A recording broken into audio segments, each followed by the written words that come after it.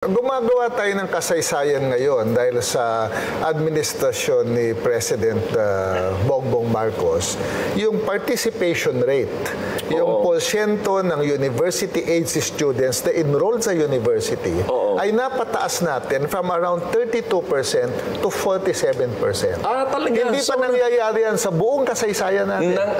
47% ng mga university-age students ay enrolled in university. Second lang tayo sa Singapore, sa buong Asia, sa participation rate. Napakaganda dyan. So muling sinipag o muling ginanahan o muling na-motivate. Kasi unang-una, libre ang tuition at miscellaneous fees. Ikalawa, yung mahihirap, meron pa silang tertiary education subsidy at saka tulong-dunong.